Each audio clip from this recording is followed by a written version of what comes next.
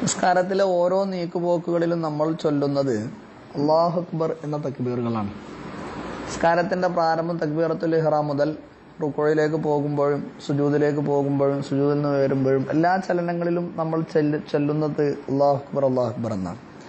എന്നാൽ റുക്കൂയിൽ നിന്ന് നമ്മൾ എഴുത്തുകാലിലേക്ക് ഉയരുന്ന സന്ദർഭത്തിൽ മാത്രം നമ്മൾ ചൊല്ലുന്നത് സമിഅ അല്ലാഹു ലിമൻ ഹമിദ എന്നാണ്. എന്തുകൊണ്ടാണ് ഇവിടെ മാത്രം ഈ ദിക്റിലൊരു മാറ്റം വന്നത് എന്ന് പണ്ഡിതന്മാരല്ലാത്തവർ ഈ ഗ്രൂപ്പിലുണ്ടെങ്കിൽ ഒരു പക്ഷെ ചിന്തിച്ചു കൊള്ളണമെന്നില്ല.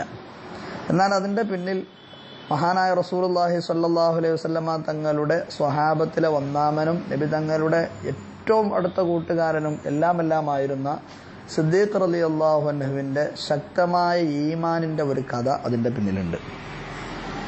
ഒരു ദിവസം സിദ്ദീഖ് റളിയല്ലാഹുവിന്റെ അവസ്ഥ എന്തായിരുന്നു വെച്ചാൽ ജമാഅത്ത് മുടക്കൂല എന്ന് പറഞ്ഞാല് എല്ലാ നിസ്കാരങ്ങളും ജമാഅത്തായിട്ട് മുത്തുനബി തങ്ങളോട് കൂടെ തുടക്കം മുതൽ തന്നെ നിർവഹിക്കും. അങ്ങനത്തെ ഒരു അവസ്ഥയായിരുന്നു.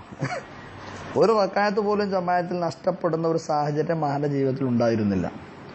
ഒരു ദിവസം മഹാനവറുകൾക്ക് എന്ത് സംഭവിച്ചു? വീട്ടിൽ നിന്ന് അല്ല തന്റെ തോട്ടത്തിൽ നിന്ന് ഇറങ്ങാൻ ഒരല്പം സമയം വൈകി.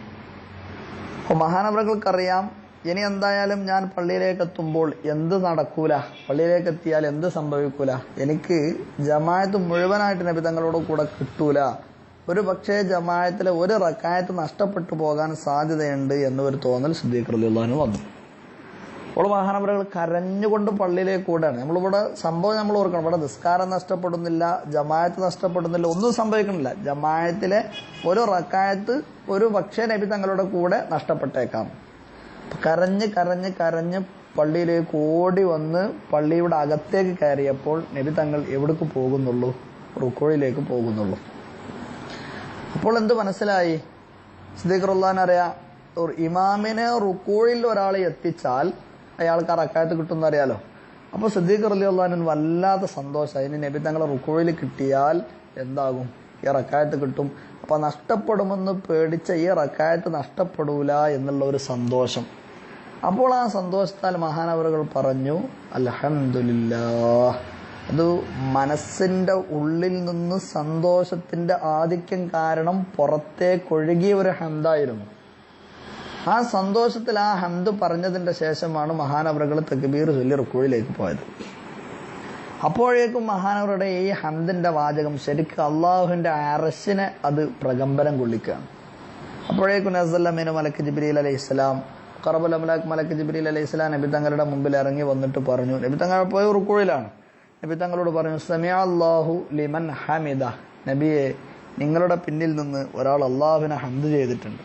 ആ ഹംദ് അള്ളാഹു സ്വീകരിച്ചു പോയി, ആ ഹംദ് അള്ളാഹു തആല കേട്ടുപോയി എന്ന് സിദ്ദീഖുൽ അക്ബറിന്റെ ആ ഹംദിനെ കുറിച്ച് ജിബ്രീൽ അലൈഹിസ്സലാം തങ്ങളോട് പറഞ്ഞു.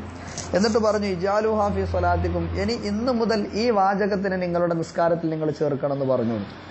അപ്പൊ അന്ന് നബി തങ്ങൾ റുക്കൂയിൽ നിന്ന്, അതുവരെ നബി തങ്ങൾ റുക്കൂയിൽ നിന്ന് ഉയരുമ്പോഴും അല്ലാഹു അക്ബർ എന്നാണ് ചൊല്ലിയിരുന്നത്. അന്ന് മുതൽ അവിടെയുള്ള ദിക്റൊന്ന് മാറ്റി, എന്നിട്ട് എന്താക്കി മാറ്റി? സമിഅ അല്ലാഹു ലിമൻ ഹമിദ എന്നാക്കി മാറ്റി. ശരിക്കും ഇത് അള്ളാഹുവിന്റെ ഒരു തീരുമാനമാണ്. ഇനി ഖിയാമത്ത് നാൾ വരെ നിസ്കാരം നിർവഹിക്കുന്ന ഓരോ വിശ്വാസിയും നിസ്കാരത്തിന്റെ ഈ സന്ദർഭത്തിലെത്തിയാൽ ആരെ ഓർമ്മിക്കണം? അബൂബക്കർ സിദ്ദീഖിനെ ഓർമ്മിക്കണം. ആ മഹാന് അള്ളാഹുവിന്റെ സമീപത്തുള്ള സ്ഥാനം ലോകർക്കൊന്ന് ബോധ്യപ്പെടുത്തി കൊടുക്കലൊക്കെ അള്ളാഹുവിന്റെ ഉദ്ദേശ ലക്ഷ്യമാണ്. ഏതാണെങ്കിലും അവരുടെ ഈമാനും ഈമാനിക ചൈതന്യമൊക്കെ നമ്മൾ ചിന്തിക്കേണ്ട, പഠിക്കേണ്ട ഒരു വിഷയം തന്നെയാണിത്.